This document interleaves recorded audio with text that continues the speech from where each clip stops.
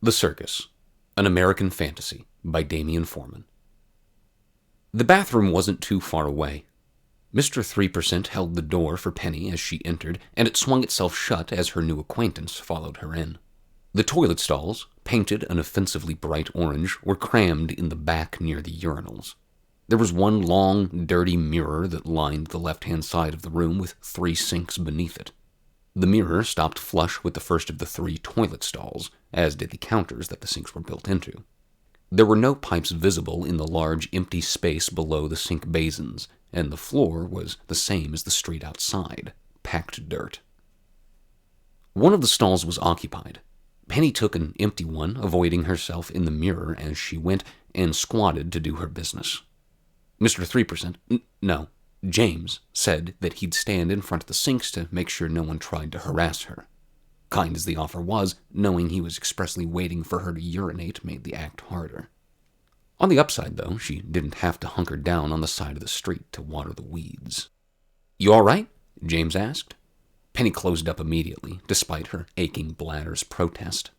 "It's been a great day in Mr. Rogers' neighborhood, thank you very much." James got the message. The silence helped very much to finish, though the man's presence, thick in the air, kept the moment awkward. But what else could she expect? Any encounter with a single other man always held that energy, and often that same tension compounded itself exponentially with the number of men banded together. Boys were fine, but something snapped inside them when they obtained the elastic concept of manhood past the minefield of puberty. There were terrifyingly few examples of good adult men, good men like her brother, Tim. He was the only man in the world that seemed not to expect anything from Penny but what she was. Most women were also selfish bitches. Selfishness was a human condition, not a gendered one, but near all men exhibited the unrelenting need to get something out of Penny. Or in her. She dried herself off, shivering, then flushed and left the stall. There were 3 sinks at the counter, just below the mirror. Finished with her business, Penny chose the farthest left of the 3 and approached, studying the damage in her reflection. A dirty, probably infected length of her forehead flesh hung free, starting at the rightmost baseline of her hair and extending to just above her left eye. Several square inches of her skull glistened reddish pink with spots of dry maroon showing through the zigzaggy cut. The bone was chipped away in the same pattern as the ripped flesh, matching zig for zag. Wait. She squinted and leaned closer to the mirror. Her skull wasn't chipped, it was fractured. There was some squishy pink-gray shit poking through, pinched between the 2 parts of her skull. Is that my... Oh, fuck, that is my... Which would explain her spasm in the street earlier when she touched her face. She face-palmed her brain in the most literal sense possible. You see what I mean? Through the mirror and over her shoulder, she saw Mr. 3% leaning against the wall on the other side of the bathroom. If you were going to die from the injury itself, you'd have croaked already. Doctor's pointless. Did you go to Harvard? Penny asked. The man frowned. I didn't think so. I'm up and walking, you got that right, but I think that I need a couple stitches here. Probably fucking surgery. My brain is poking out, for Christ's sake. Mr. 3% put his hands up, palms forward in apology. Sorry. Would you please stop apologizing for everything? Okay, sure. He nodded, hands still extended. Sorry. Penny sighed, then cranked both handles on the sink. She waited with a finger under the stream for it to warm. It didn't. She pumped the soap dispenser and found it empty. She washed her hands anyway. After a deep breath, she splashed her face several times before scrubbing the blood away from her cheeks and lips. She cleaned herself as gently as she could, and worked particularly slow when she got to the wound, daring not to press too hard and suffer another convulsion. What's with the tattoos? Penny asked. The silence was nice while cleaning the rest of her face and earlier on the pot. Now she needed something to help ignore the pain. The percentages, I assume you mean? She nodded, poked her skull, winced. Ow! Fuck! Yeah, the percentages. It's how much soul you got left. Penny's eyes rolled like dice on a craps table. I'm not kidding, James said. Well, that's the thing. I didn't think you were. Well, I'm not crazy either, if that's what you're thinking. Scout's honor. The many signs Penny had seen flashed through her memory. Live decapitation, crystal magic, peanuts. Everyone's crazy here. She met his eyes for one moment through the mirror, present company excluded. It got a quick, sad smile out of him. A pity smile. She moved on. So, why did you get one? James shrugged. I don't know. Everyone has one. And so do you. Your head's just messed up, so I can't see it. Penny gently lifted the flap of flesh and cleaned away some grime. The flesh had never seen the touch of a tattoo gun. James read her mind. I can't see mine either. No one can. Given the rapport with James and the bass-ackwards bullshit Penny saw since she woke up, she wasn't sure if he was lying. She asked, what the fuck kind of arbitrary rules are those? I don't know. Penny saw enough truth in his eyes to believe him. But if you want to know, he said, you can go to the big top and ask for an audience with the collector, and... It was a rhetorical question, James. He clicked his teeth shut. Oh. But I do have a real question, Penny said. You said it shows how much we have left. That begs who's trying to steal it. Well, anyone can try, but that's the wrong way to look at it. Pretty much, it's like cash. You buy things with it. You make deals. Only when you run out, it's pretty brutal. Penny stifled her laugh. It can't be any worse than going broke in Arizona, or, God forbid, New Mexico. The man laughed again, genuinely this time. No, I don't think you get it. See, when you... I appreciate the wisdom, Penny said, but how about we skip the details and get to the part where I get the hell out of here? James nodded. All the same to me, I guess. Penny closed the faucet. Most of the grime was gone, or rather, enough for now. She still needed a real, thorough cleaning, but this was better than nothing. All right, she said. Lay it on me. James clapped his hands and rubbed them together. Excellent, he said. I belong to a small group of folks, and we work to get people out of the circus. It's a pay-it-forward kind of thing. You invest some of your percentage, help someone else get out, and wait your turn to collect enough to go home. He grinned, held out his arms to the side, and bowed his head. While you're waiting, you do a similar job to yours truly. Find another willing circus goer, offer them a chance out, and wait your turn. Good of a guy as James painted himself out to be, Penny didn't buy it. This was a typical pyramid scheme at play. Or appeared to be. Now, was he the one pushing the scheme, or was he a lower-rung sucker who genuinely didn't know better? Whenever Penny addressed him before, it was indirectly, through the mirror. Now she made a point to face him head-on. What's your friends' names? James smiled a little wider. No idea. We don't share names. Helps keep anonymous.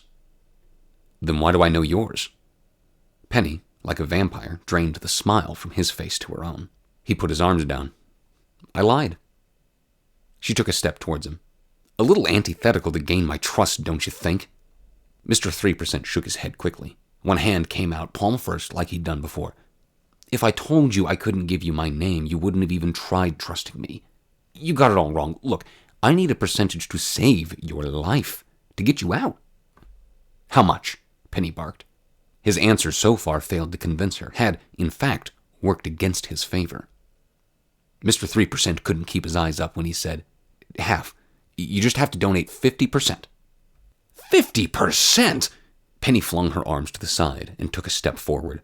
That settled it. This asswipe was guilty as charged. Half of my soul? Are you out of your fucking mind? Hey, Penny, stay back, okay? I'll stand where the fuck I want, she exclaimed. And from where I stand, I can smell the bullshit 10 miles upwind. Mr. 3% was small now, legs bent and shivering, hands twitching at his sides. Calm down, he shouted. I mean it, just calm down. Another step forward and Penny left 2 yards between them. You manipulative Ponzi scheme motherfucking son of a... Mr. 3%'s jacket flew open. From an underarm holster within, he drew a .44 revolver that gleamed under the fluorescent lights. Penny shrank back a few steps. They were both silent, staring at each other, the only noise being the muffled drone of circus racket and music beyond the door and their own intense breathing. I tried being cool, Mr. 3% said at last. I tried making this easy, but of course shit doesn't ever go smooth. But I'm a nice guy, okay? Maybe I'm too nice because I really don't want to hurt you. Penny, I really don't. I'm a good guy. I got a kid. I lied to you before, sure, but I'm telling you the honest-to-God truth right now. So please, here's what I'm thinking. I know I've got this gun in your face, and you're probably thinking nasty shit a mile a minute. And I get that. You're new here. Even if it weren't tattooed on your face like the rest of us, I can tell.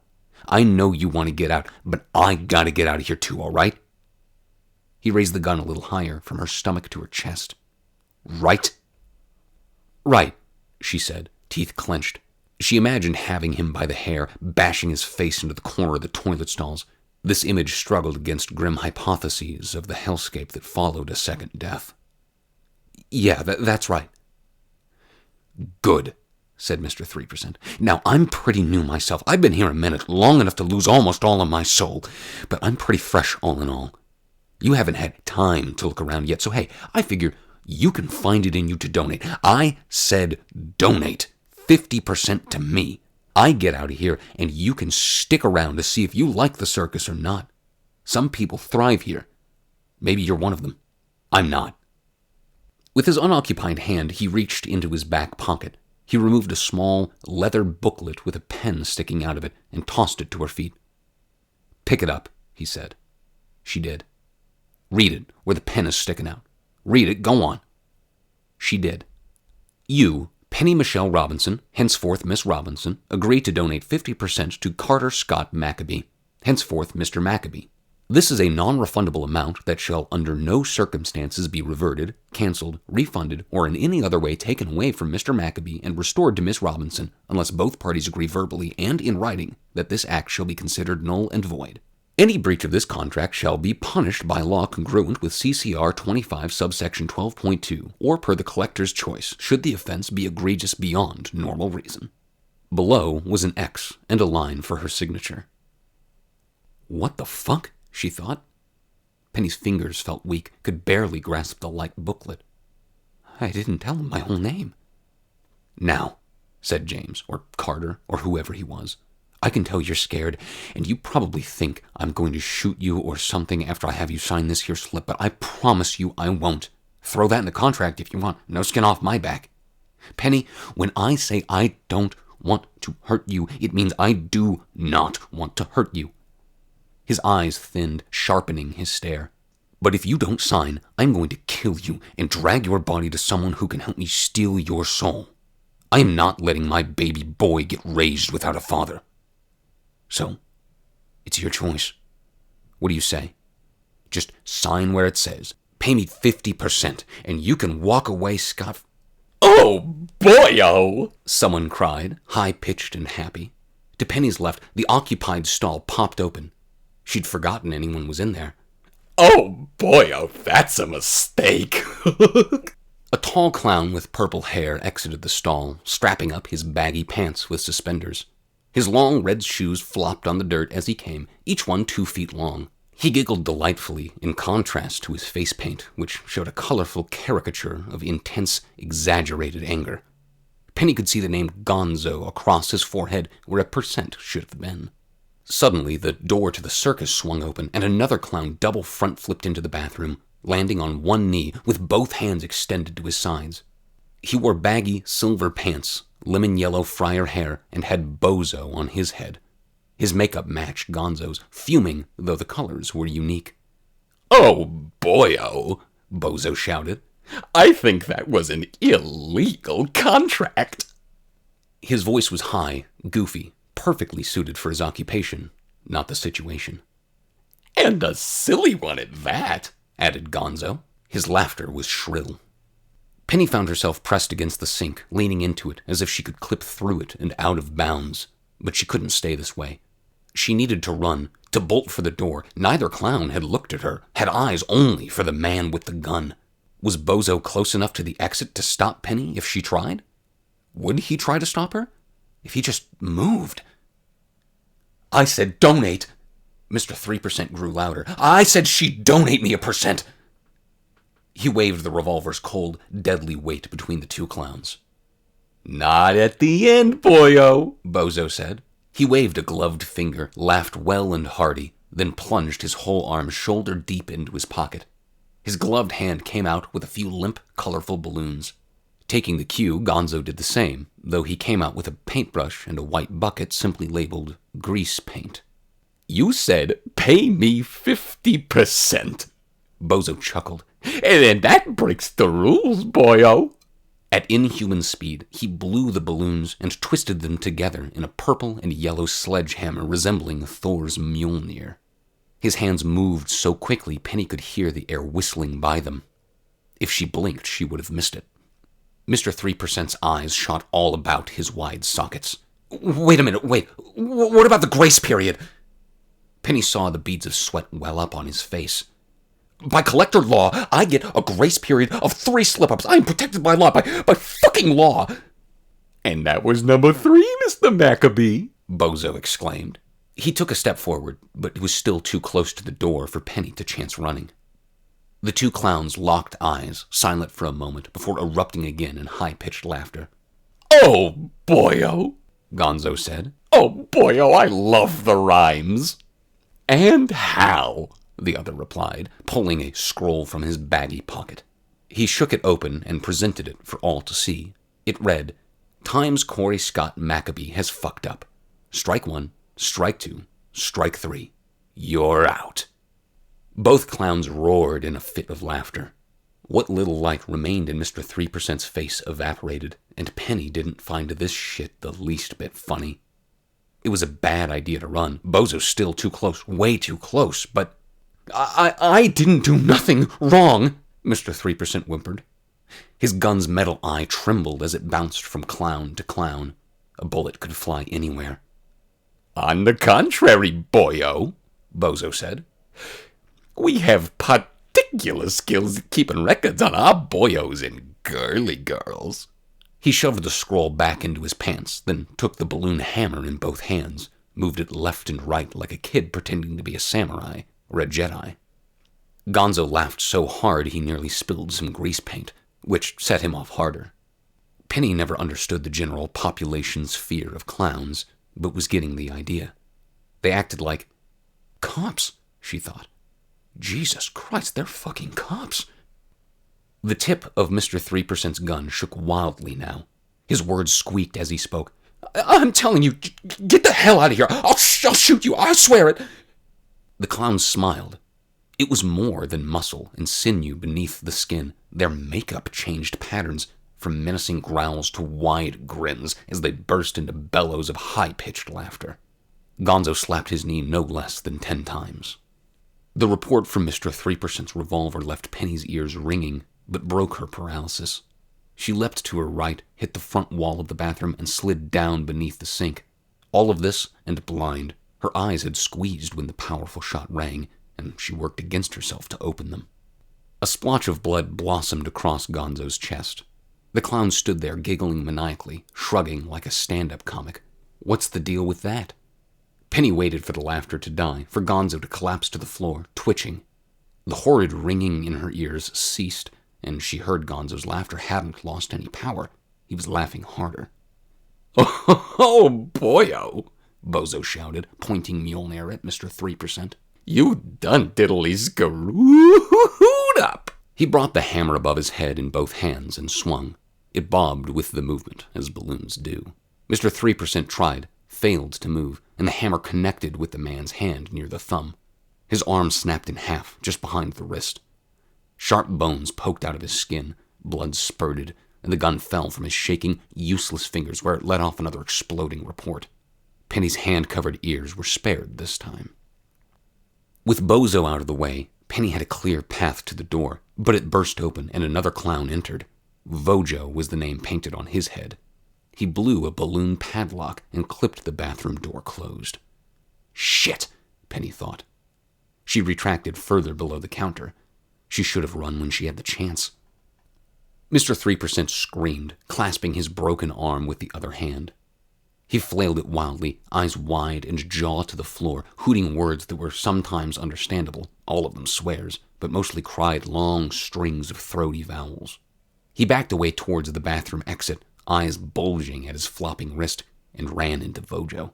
The third clown pushed Mr. 3% towards Gonzo and Bozo, and the man fell to his knees in front of them, cradling his near-severed hand.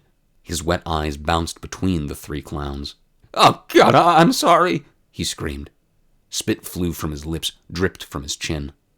"I didn't mean to shoot you, man. I really didn't mean to. I know I said it, but I slipped. My fingers slipped. Man, please. I'm a nice guy, really. I got a kid, and..." Gonzo, with his free hand, grabbed one of the protruding nubs of bone and shook it wildly, cackling. Mr. 3% howled, his voice cracking. "Should have thought about that earlier, boyo," Gonzo said. He squealed falsetto giggles again and put the bucket of grease paint on the ground with the brush. He reached, shoulder deep, into a pocket and retrieved several long, flat balloons. With one breath apiece and well-trained hands, he inflated and twisted them into the shape of an electric razor. As he finished, the end of the balloon razor vibrated with a foreboding buzz. Thank God Penny took a piss already. Mr. 3% shied away from Bozo and Gonzo as far as he could, about 2 inches, until he was flush with Vojo's legs. Vojo grabbed him under the armpits, hoisted him up, and hauled him over to the center of the 3 sinks, giggling all the while. The clown pinned Mr. 3% to the counter as Bozo blew a few balloons and twisted them into a pair of handcuffs, which he used to lock Mr. 3%'s good hands to the sink. Vojo held his other arm and pinned him down. The man struggled against the clown, and though his cuffs squeaked loudly, neither the cuffs nor Vojo let up. Penny sat in her corner, horrified. She felt like she was 6 again, watching Dad beat on Tim. She sat in the corner of their trailer home, crying, begging for her father to stop because Tim's nose was sideways. Those memories were 2 decades gone, but beat the track record coming back. Now, just like a child, she was frozen as Mr. 3% begged for his life. He kicked, flailed, screamed bloody murder, tried unsuccessfully to escape, and Penny did nothing for him. Vojo took hold of Mr. 3%'s leather jacket and, with one quick, almost effortless motion, ripped it clean off the man, along with his dirty, white undershirt. A moment later, he ripped the pants and underwear away as well, leaving Mr. 3% stark naked and shaking. Bozo took hold of Mr. 3%'s head, tilted it back, and held it in place for Gonzo, who ran the buzzing razor through the man's hair. "You might be the dumbest boyo I ever saw," Gonzo said, barbering with glee. "Not only did you demand a contract far beyond 1% without proper approval, which was a stupid idea." Mr. 3% gave up reasoning with his clowny captors. "Penny!" he screamed. His eyes were puffy, bulging. "Please help! I'm sorry, but please help me!" Gonzo paid no mind. "And you complicated official collector business by interfering with your own arrest, which was an even stupider idea." It happened. Penny jerked away when she saw it, but managed only to knock her head on the wall. What she saw was an affront to logic and the nature of reality itself. It scraped at Penny's insides with a sharp pick. The tattoo on the naked man's head had changed. Mr. 2% screamed and screamed as his hair fell away. Shed locks rained into the sink, shaven away until none remained. His shining chrome dome made a sick, easy view of the dwindling percentage.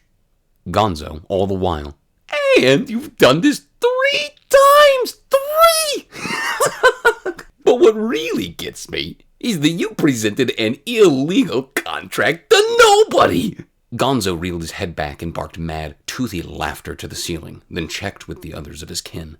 "Nobody! What do you think, my fellow clowny boyos?" "Well, I never saw anything that stupid," Bozo confessed, snickering. "Must have gotten his brain in a box of clowner jacks," Vojo agreed. Nobody? Penny thought. Any other day and she might have been offended being called a nobody. Now? Good. It meant the clowns didn't give a flying fuck about her, and that's just how she wanted it. With Mr. 2%... Wait, no, he was at 1% now. With the naked man's hair gone, Gonzo popped the balloon razor in his fist, then took up the bucket of grease paint and the brush. Bozo and Vojo uncuffed Mr. 1% and turned him to face the opposite side of the bathroom. Gonzo dipped the bristles of the brush into the grease paint. Penny noticed for the first time that the brush and the bucket, like the purple and yellow Mjolnir Bozo held, were twisted together out of balloons, then slathered it across the screaming, bloody, bald man's face. As the number on his head slowly ticked down, his screams lost their agony and became more jovial? It was the only way Penny could put it, like the screams you'd hear at a theater when they played a horror movie. You're scared, but realistically in no present danger. Where Penny saw a horror film, Mr. 1% thought it a comedy. He giggled, timidly at first, but gaining steam. A moment later, when Penny saw that the number had finally spun down to 0%, he laughed as hard as the three clowns combined. After Gozo finished, he and the other two stepped away, examining their work. The new clown met Penny's eyes for a brief moment before he fell to his knees, laughing, holding his belly, slapping the ground and wiping tears, broken arm flailing daintily and splashing blood all around. His nose bubbled out from his face and rounded out, becoming a red, squishy bulb that looked like an old cherry tomato. New hair sprouted from the sides and the top of his head, and while it was still curly, the tight-woven neon blue hair was nothing like it had been. The new style stuck out from his head at strange, absurd angles. The blue locks held perfect shape against the shaking of his laughter, as if not coated with hairspray, but practically made of it. Bozo reached behind the new clown's ear and swept his arm away with a great showman-like motion. A one-piece, baggy, multicolor suit with a zipper up the front issued from behind Mr. 0%'s ear. The new clown took it, regarded it, and burst out laughing once again, as if this sleight of hand was the epitome of comedy. He wiped away grease paint tears as he fit himself into the baggy clothes. After his legs were through, long, flapping shoes grew under his feet, melted around them, and enclosed them halfway up the shin. The only thing Penny could relate it to was seeing an inflatable raft of skin taking shape. "Oh my God," she whispered, stuttering. She couldn't help herself, but no one noticed. Now a full-blown clown, Mr. 0% laughed with the vigor and gusto reserved for fools. His voice piped in, cheery like the others. "That's the most horrifying thing that has ever happened to me." He doubled over, out of air from his overblown laughter. This is absolutely terrible. I'm in so much pain. Oh, golly, this is bad. Oh, ain't that right, boyo? Gonzo said. "I ain't just a boyo no more," the new clown corrected. "Not anymore," Bozo agreed. He wiped away a few fatherly grease paint tears. "You're a clowny boyo now." Mr. 0% shoved his unbroken hand between the other clowns and shook with them. Shaking hands, a professional gesture in Penny's opinion, had no business between these clowns, and brought back to mind what started this whole bathroom fiasco. The contract that Mr. 0%, 3% at the time, wanted her to sign. What the fuck is this place? She thought, but she didn't really want the answer. What she wanted was to be alone in her apartment and to forget the last half hour of her life. "My name is..." The new clown looked skyward with puckered lips as he pondered. The other clowns' mouths hung open, grinning wide, waiting for his name as if a divine commandment. "Gorko!" he exclaimed finally. "Gorko the clown!" As soon as he finished his sentence, Gorko appeared on his forehead, emerging from the grease paint like a bubble from deep underwater.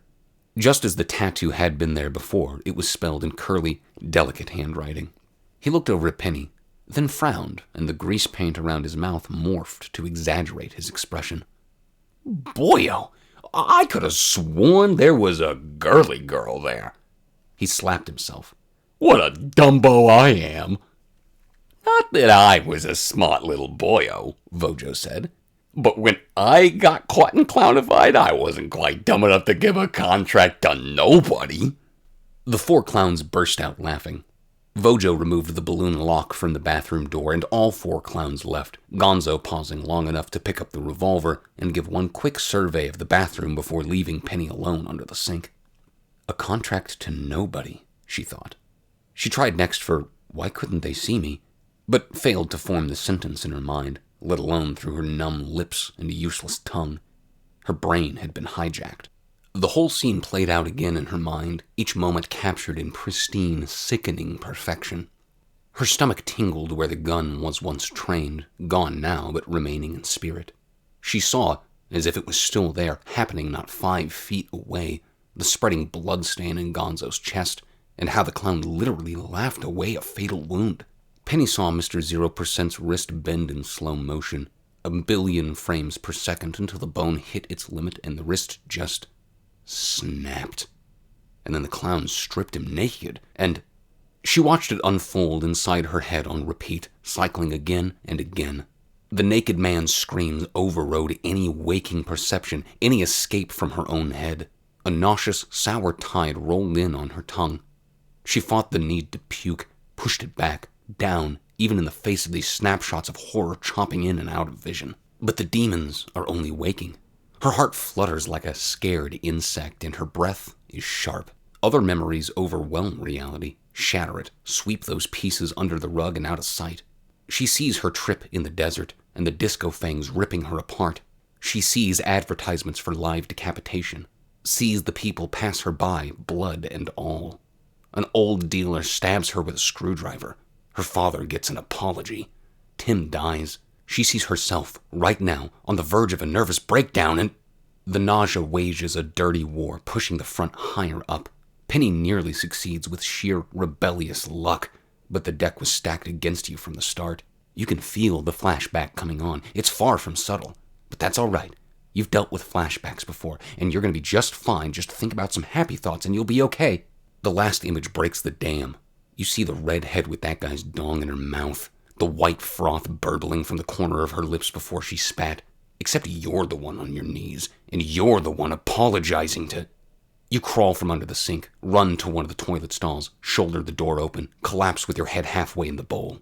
You've gone far beyond your drinking limit approximately as many times as there are grains of sand on the beach, and thus spent a great number of evenings intimate with a toilet bowl. Throwing up is almost a drug you've discovered. While puking, there is nothing else on your mind. You don't have to worry. When puking, your mind takes over in some primal way that for one blessed, brief moment, you aren't really thinking at all. Apparently, the circus fucks that up too.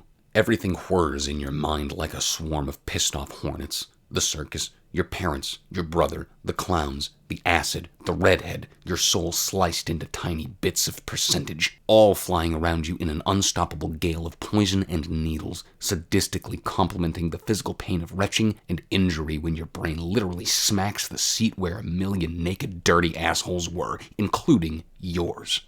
Each fresh heave spans the life of a universe, billions and trillions of years, until a blessed moment of motionlessness. Then another spasm expels more, again, until nothing comes out. There is pain and horror and trauma and tears, and no one cares. No one cares about you.